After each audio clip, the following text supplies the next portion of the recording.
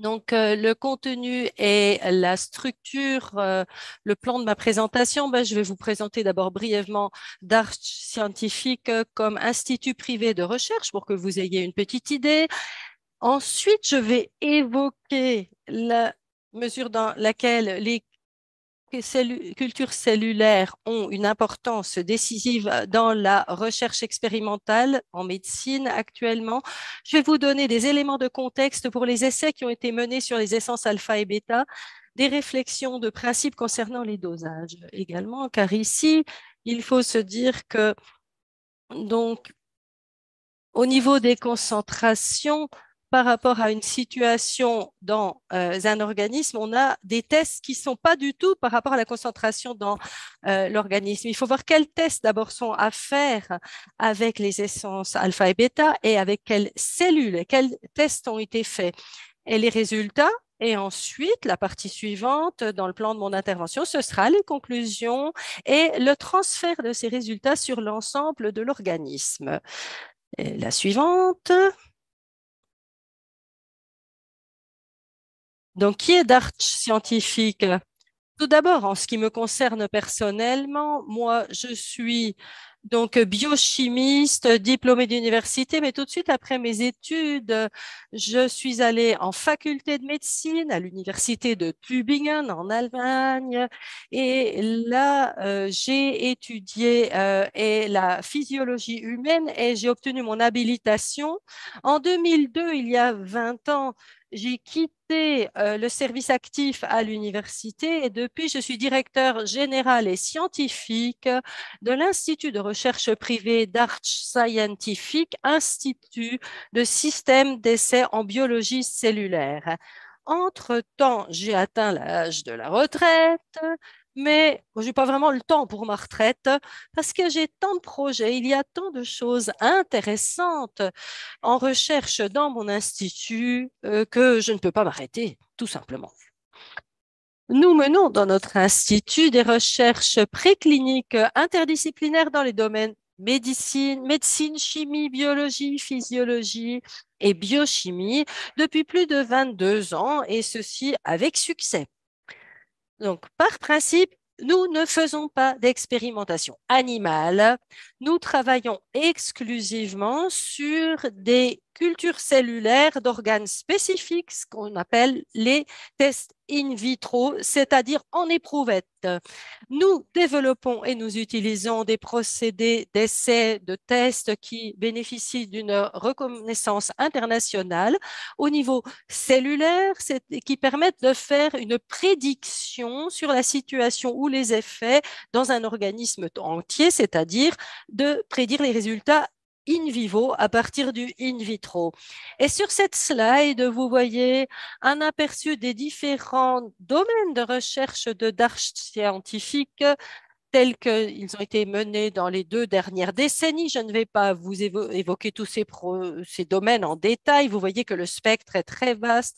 Nous avons commencé avec des essais en toxicologie, produits médicaux, cosmétiques. On a rajouté des essais sur les eaux informées, les champs électromagnétiques et leurs effets au niveau cellulaire. La suivante, s'il vous plaît.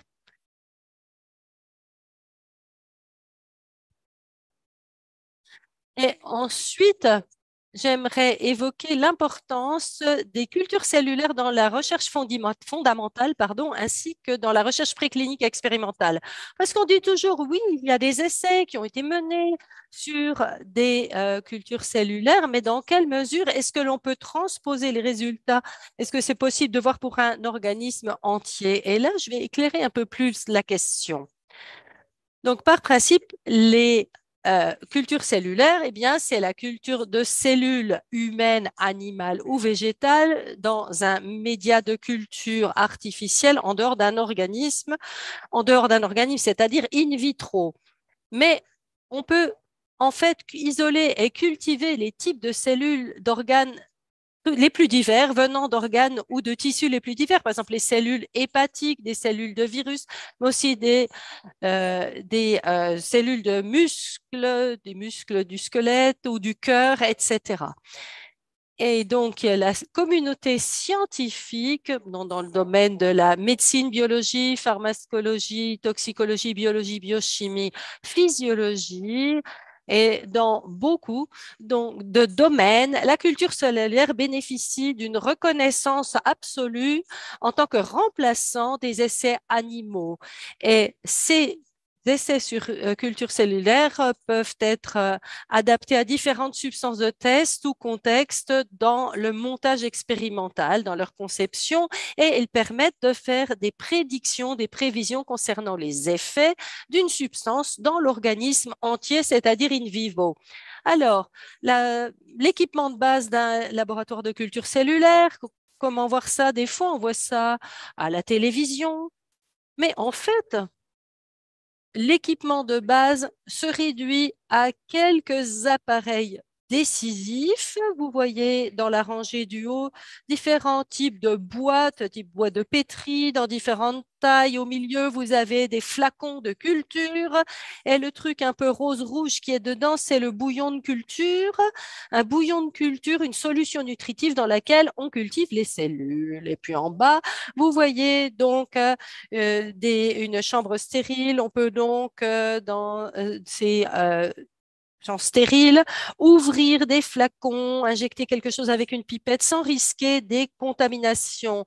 Et puis, il y a l'incubateur en bas à droite, c'est-à-dire qu'il y a des conditions ambiantes requises pour la culture des cellules. Vous voyez quelques flacons et quelques boîtes dans cette chambre d'incubation. En fait, c'est le milieu dans lequel vivent les cellules. Et puis, il y a une autre partie importante, c'est ce qu'on appelle un microscope inverse, qui se distingue d'un microscope normal du fait que le montage est tout à fait différent, c'est-à-dire que sur le porte-objet, on peut observer une boîte de culture de cellules sans que l'objectif ne vienne taper dessus, puisque normalement, dans un microscope normal, on descend l'objectif et il touche presque la plaque. Alors, il y a beaucoup d'essais qui ont été menés chez nous concernant l'essence alpha, l'essence bêta, sont basés sur ce qu'on appelle donc la mesure du changement de couleur par l'activité d'enzymes. Il y a un appareil qui permet de faire cela de manière automatisée. Ce que j'ai présenté à droite, c'est les changements de couleur. Vous voyez, les cellules qui n'ont pas encore réagi avec le colorant on a encore une solution orange. Et quand les cellules ont réagi, eh bien, vous voyez, donc on a une couleur jaune et on peut quantifier le virage de la couleur, ce qui permet de mener des essais. La suivante. Pour les essences alpha et bêta, nous avons utilisé deux types différents de cellules. Donc, pour l'essence alpha, donc, puisque assimilation par voie orale, elle arrive donc dans le système digestif, estomac, intestin. Donc, on a utilisé des cultures de cellules d'épithélium intestinal. Donc, vous voyez la photo. Elles vont former, comme toutes les cellules épithéliales, des couches surélevées, donc dans dans ces structures que vous voyez, des couches surélevées, des surépaisseurs qui peuvent transporter l'eau. Elles gonflent en quelque sorte et c'est pourquoi on les appelle des dômes. L'autre type de cellule, c'est sur la slide suivante. Il s'agit de fibroblastes de tissu conjonctif. Ils ont un aspect radicalement différent si vous comparez aux cellules épithéliales. Et ce qu'on voit très bien ici, et c'est pourquoi j'ai sélectionné cette prise de vue, cette photo, c'est que les cultures, donc les cellules se divisent, elles peuvent migrer, c'est-à-dire bouger. Et on voit très bien en plein milieu deux cellules filles après une division cellulaire, les chromosomes. Donc, c'est cette partie linéaire plus claire. C'est le matériel chromosomique qui se divise, qui se répartit. Et puis, on voit aussi les différentes phases de la division cellulaire. Est-ce qu'on peut voir? Et là, je tiens à le signaler dès maintenant. Ce sont des parties plus sombres. Comment les appeler, bon, on dit des waffles. En fait, à l'avant des cellules, on le voit sur beaucoup de cellules, c'est qu'on appelle des ruffling membranes, donc des membranes qui se plissent un peu. Donc, ça correspond à des mouvements. On peut presque imaginer, oui, j'imagine une raie qui nage, pardon, dans l'eau de la mer. Et donc, on peut aussi avoir des vidéos en accéléré qui vous montrent ces mouvements. Bon, je n'en ai pas pour ce soir, mais nous pourrons en faire pour montrer les choses plus clairement. La suivante, nous arrivons maintenant à l'essence alpha. Qu'est-ce que l'essence alpha tout d'abord? Eh bien, c'est une essence qui est fabriquée à partir de différentes sources européennes, des sources d'eau, donc, et avec traitement spécial, y compris ultrafiltration, on va raffiner cette eau. Donc, ça va entraîner une structuration de l'eau qui va prendre une structure moléculaire hexagonale qui deviendra de l'eau à EZ, c'est-à-dire à zone d'exclusion, comme cela a été baptisé par le docteur Pollack. Et donc, elle va entourer les cellules dans le corps avec une zone de protection naturelle. Et selon le fabricant, donc l'essence alpha va stimuler le métabolisme de l'énergie dans les mitochondries, de sorte qu'au bout de peu de temps, la plupart des gens qui l'assimilent vont ressentir des effets positifs sur leur vitalité et leur bien-être. Et puis ensuite, eh bien, l'essence bêta, elle donc se trouve dans un vaporisateur et elle va hydrater la peau avec un brouillard très fin d'eau hexagonale, donc aussi à zone d'exclusion, tout comme dans l'essence alpha. Selon le fabricant, cette essence bêta va éliminer les impuretés de la peau, accélérer la régénération et protéger la peau d'un vieillissement prématuré, ainsi que des effets de l'environnement extérieur, puisqu'elle va apporter une matrice protectrice hexagonale. Et un mélange de molécules H2O6 dans l'essence bêta réduit les éléments pathogènes et assiste les processus de cicatrisation, de guérison. Et un système concentré de clusters protectifs va prévenir la perte d'humidité de la peau au fur et à mesure du vieillissement.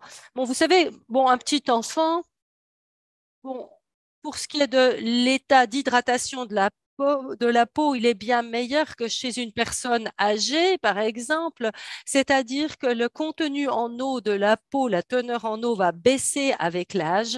Et dans ce cas, d'après les affirmations du fabricant, on peut réduire cette perte d'hydratation ou du moins compenser un peu le manque d'hydratation avec l'essence B, la suivante. La, les raisons et les réflexions fondamentales qui nous ont mené à aboutir à ces essais in vitro. Donc, nous avons eu de l'essence A et B et nous nous sommes demandé quels sont les essais que nous allons mener. Eh bien, d'abord, pour éclairer un peu le propos, on avait eu des retours très positifs de la part des utilisateurs sur les effets des essences alpha et bêta. Donc, c'était des retours, mais des affirmations subjectives et il fallait les étayer d'un point de vue scientifique. On ne peut pas simplement se baser sur ce que les gens affirment. Il faut vérifier par des méthodes scientifiques. Bon, si quelqu'un dit, bon, il y a des effets qui sont positifs, oui, mais il faut pouvoir les vérifier avec des méthodes scientifiques récentes sur culture cellulaire. C'était l'ambition. Tout d'abord, pour l'essence alpha, la dose journalière, 30 millilitres, c'est à peu près un petit verre à schnapps à eau de vie. Bon, je ne devrais pas le dire dans ce contexte, hein. Bon, en tout cas, 30 millilitres, ça fait à peu près 30 grammes. Donc, si on part d'une biodisponibilité à 100%, donc, et la répartition dans les 50 à 70 litres de fluide corporel, on aura en résultant une concentration d'essence alpha dans l'organisme de 0,5 à 1,5 mg par millilitre. Ça, c'est une valeur importante, car après, dans les graphiques où on présentera les résultats, vous le retrouverez. C'est autrement dit le calcul qui a été fait de la teneur dans l'organisme en conditions idéales. Alors, s'il y a une répartition dans les fluides de l'intestin, la concentration est de 10 fois plus élevée puisqu'on a beaucoup moins de liquide dans l'intestin. L'essence bêta, elle n'est pas ingérée, elle est vaporisée sur la peau. Et là, il est très difficile d'évaluer les quantités qui vont dans l'organisme. Quelqu'un va vaporiser un petit pchit-pchit, d'autres vont en mettre plus.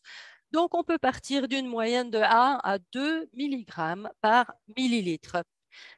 Les deux se différencient dans leur concentration. Pour nos tests in vitro, pas vraiment, se différencient pas beaucoup. On est à 0,2 et non, 0,5, entre 0,5 et 2 mg à peu près de concentration in vitro pour que vous compreniez les dessins, les graphiques qu'on va vous montrer par après.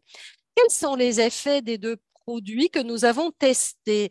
Eh bien, nous avons tout d'abord regardé quelle était la vitalité cellulaire après un effet continu sur 24 heures. Nous avons étudié le métabolisme énergétique ou cellulaire après un effet continu sur 24 heures. Et ensuite, un sujet intéressant, la régénération cellulaire, la cicatrisation et puis quelque chose qui joue un rôle important quand on a des intolérances alimentaires ou sur la peau quand on s'est coupé ou si on a d'autres problèmes d'épiderme. Nous simulons, je tiens à le mentionner pour être exhaustif, ce qu'on appelle la phase de granulation, qui est une phase dans le processus de cicatrisation qui se distingue par le fait que des cellules vont migrer dans la lésion artificielle que nous causons in vitro et s'y répartissent pour refermer la lésion. C'est la phase de granulation. Et puis le dernier point, la dernière puce, sujet très intéressant, le stress oxydatif dans les tissus du fait de radicaux endogènes. C'est ça qu'on a utilisé. Quelque chose un phénomène qui se produit dans des processus inflammatoires ou des processus de cicatrisation secondaire. J'y reviendrai plus tard.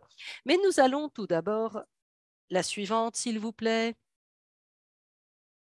Regardez la vitalité cellulaire et on va voir dans quelle mesure les cellules, sous l'influence des deux essences, vont se multiplier à l'intérieur d'une journée et ça va être utilisé comme indicateur pour le bien-être cellulaire. Et j'arrive tout de suite au résultat. Essence alpha, pour les cellules de l'épithélium intestinal, nous avons une progression de 50% par comparaison au groupe de contrôle non traité, ce qui peut donner à attendre qu'il y ait une intégrité accrue de la barrière intestinale et des processus de guérison des lésions beaucoup plus rapides si lésions dans l'épithélium intestinal. Pour l'essence bêta, on a étudié sur les fibroblastes de tissu conjonctif la progression qui a été de plus de 15% par rapport aux cellules non traitées. Ensuite, nous avons étudié le métabolisme basal au niveau des cellules, donc métabolisme énergétique après un effet continu de 24 heures d'essence alpha et bêta. Et ce qu'on va étudier, c'est en fait à quel degré le métabolisme cellulaire ou énergétique des cellules dans les mitochondries va être activable avec du glucose, donc il va augmenter après l'effet des essences. Donc, on peut activer cela après l'effet des essences et le degré d'activité donc, dans lequel c'est activable est mesuré et on a donc un marqueur ou un indicateur d'une augmentation possible de l'activité cellulaire. Dans le cas de l'essence alpha, nous avons une augmentation de non, attendez. Pour les cellules donc, de l'épithélium intestinal, 19% et 28% pour les cellules des tissus conjonctifs. Donc, on voit les potentiels de l'essence alpha qui est ingérée. Pour l'essence bêta, pour les fibroblastes de tissu conjonctif, nous avons une augmentation de plus de 27%, ce qui donne à supposer qu'il y aurait une meilleure régénération cellulaire dans la peau après administration d'essence bêta. Mais je ne vais pas seulement vous le dire comme cela verbalement, je vais vous montrer un graphique.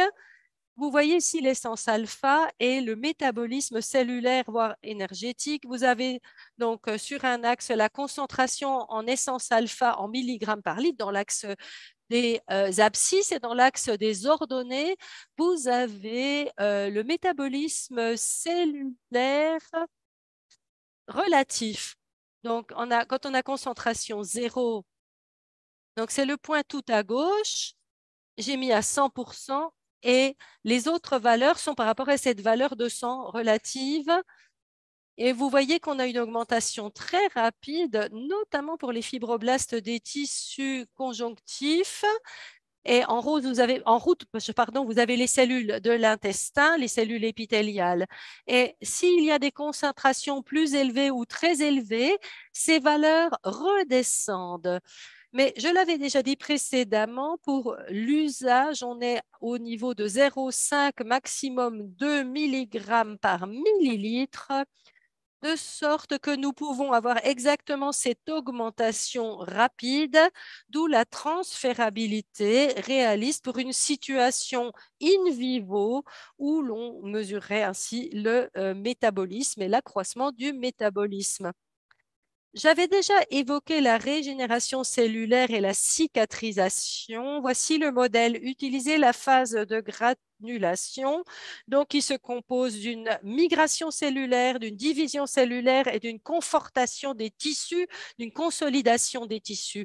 Vous avez à gauche donc une boîte de pétri pour des cultures cellulaires dans laquelle on a un insert en silicone avec 4 entretoises.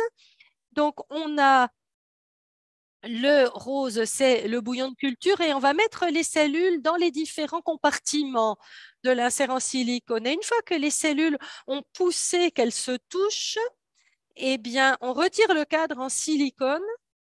Donc, on a un ensemble où il n'y a pas de cellules, là où il y avait les entretoises sur le fond de la boîte de pétri, et les cellules peuvent migrer dans ces espaces ainsi libérés et les refermer. La suivante. Et voilà comment se présente la régénération cellulaire avec effet de l'essence alpha au bout de 14 heures.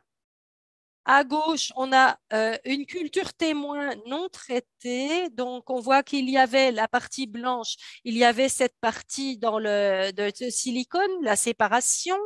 Et puis à droite, même montage, mais avec traitement par 1 mg par millilitre d'essence alpha. Et en fait, on a eu de meilleurs résultats avec 0,5 qu'avec 1 mg par millilitre. Et ici, la différence n'est pas si importante par rapport à la culture témoin ou contrôle, mais je voulais tout de même le montrer. Sur la suivante, pour l'essence bêta et avec des fibroblastes de tissu conjonctif à 0,5 mg par litre, on voit que le contraste est beaucoup plus grand à gauche.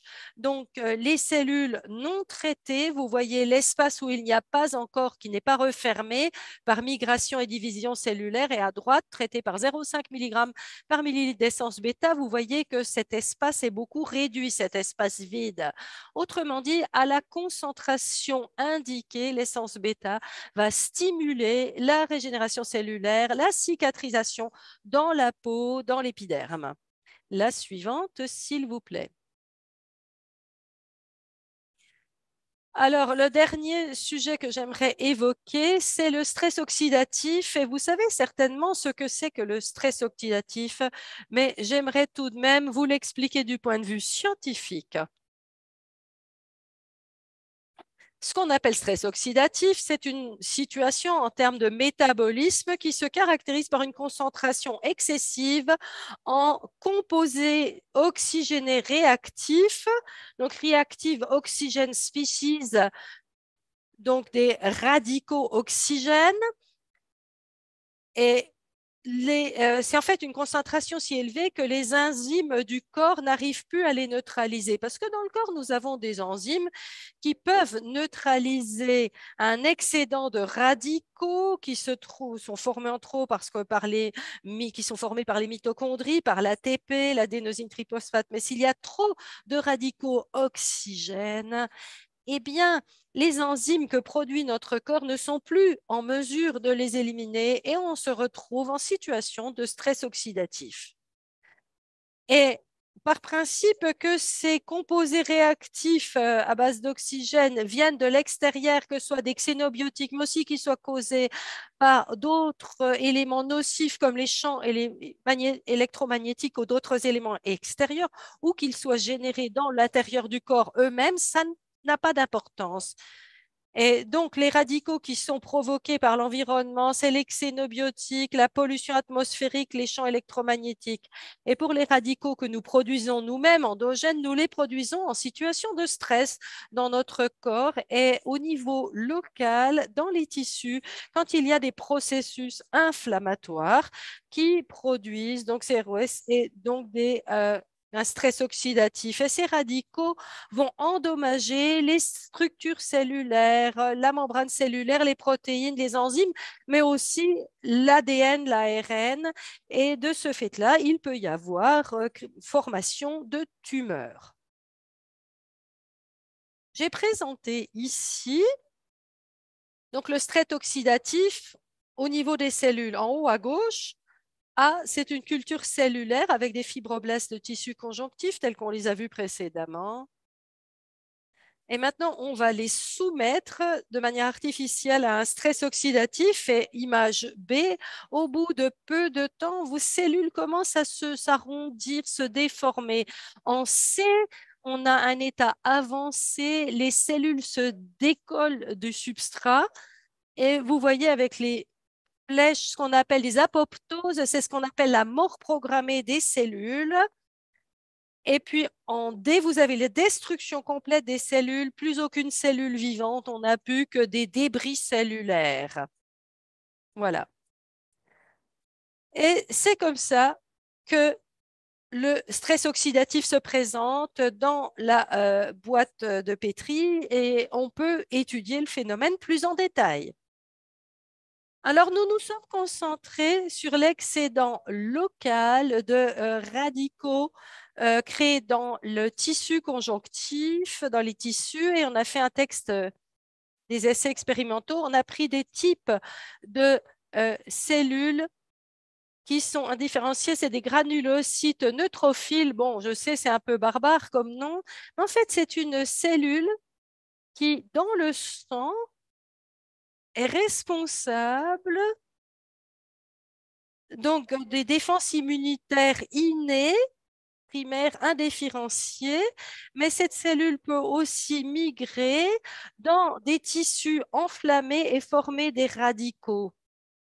Et donc, elles peuvent former des dérivés d'oxygène.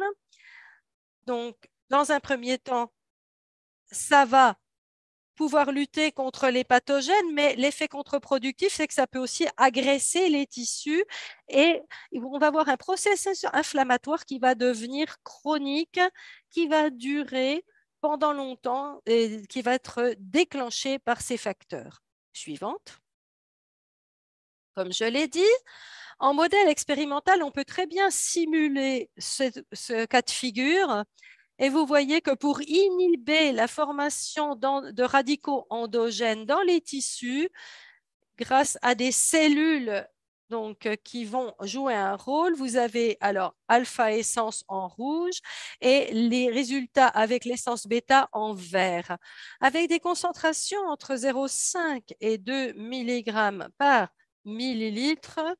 Nous sommes dans l'inhibition de la formation de radicaux dans une zone où on peut dire entre 30 et 70% de réduction de… Alors, on ne veut pas bloquer complètement cette formation de radicaux parce qu'on bloquerait aussi la défense immunitaire dans le sang et on en a besoin, bien sûr, pour le cas où il y aurait des microbes, des pathogènes qui seraient entrés dans le circuit sanguin.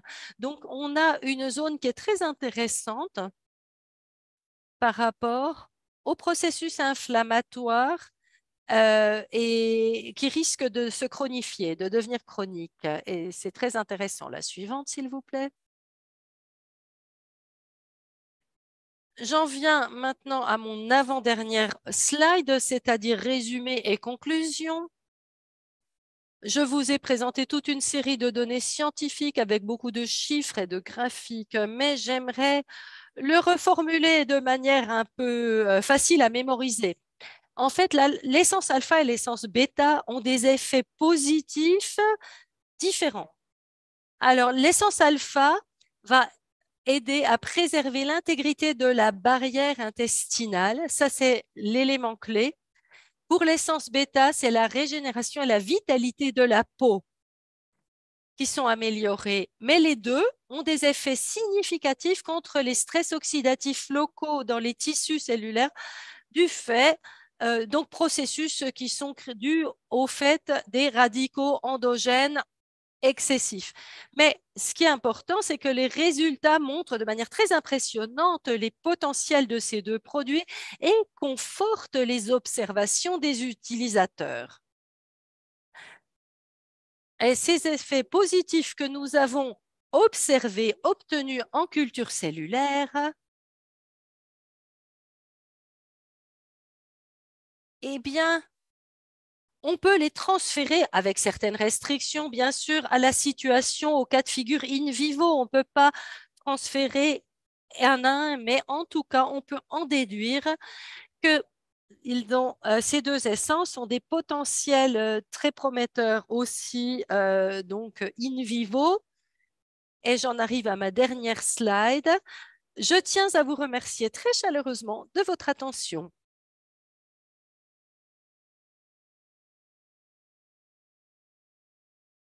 Eh bien, merci beaucoup pour cette présentation. Je tiens à vous prier de nous excuser pour les problèmes techniques que nous avons eus. Euh, donc, il y a quelqu'un qui a réussi pendant la présentation à dessiner sur l'écran, sur les slides. Merci, c'était amusant, très probablement. Ben oui, hein, et je dirais, il faut toujours alors, donc j'en ai parlé avec Elena et Laura. On améliorera la copie pour la prochaine fois, mais ce que je voudrais rajouter ici, c'est tous ces éléments scientifiques présentés par le professeur Dart sont importants pour nous parce qu'il y a quelques semaines en Suisse, nous avons fait une émission, enregistré une émission scientifique ensemble, et puis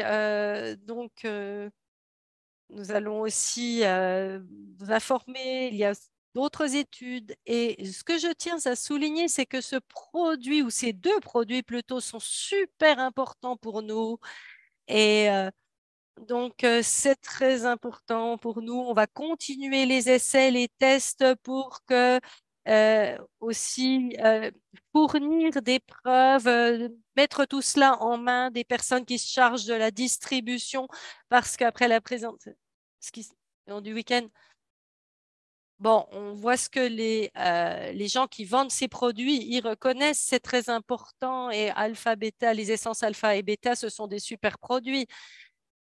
Et puis, on a des contacts et on présentera d'autres choses dans les jours à venir. Mais en tout cas, merci, professeur Datch, pour ces investissements en temps, hein, le temps que vous consacrez à la chose. Je sais que c'est un sujet qui vous passionne énormément avec nos produits. nos produits et vous êtes à Strasbourg. Vous pouvez confirmer. Ah oui, je peux vous confirmer, je serai à Strasbourg et je tiens à vous remercier de m'avoir accueilli ce soir, de m'avoir permis de présenter ces résultats. Pour Strasbourg, eh bien, j'aimerais dire quelque chose un peu au préalable. J'avais dit que ces structures cellulaires, donc ce qui se passe dans la boîte de pétri sous l'influence des essences alpha et bêta, j'avais dit qu'on pourrait faire une visualisation dynamique avec des vidéos en accéléré. Eh bien, donc ce qui se passe en 30-40 heures dans la boîte de pétri, eh bien, on peut résumer ça en 30-40 secondes de vidéo accélérée. Et nous avons déjà commencé à réaliser, à tourner de telles vidéos en accéléré. Il y a toute une série qui a déjà terminé. Et je peux vous dire, c'est giga. C'est giga parce qu'on voit vraiment ce que font les cellules dans la boîte de pétri. Et puis, je pars du principe qu'à Strasbourg, donc les séries seront complètement terminées. Donc, je pourrai présenter les vidéos en accéléré et ça devrait être très, très impressionnant. Donc, merci encore une fois de votre attention, de votre accueil bien sympathique et de m'avoir accueilli ce soir, même si ce n'était que en virtuel depuis mon ordinateur. Eh bien, on va rattraper tout cela à Strasbourg. Volontiers. Merci beaucoup et bonne soirée à toutes et à tous. Merci également. Au revoir.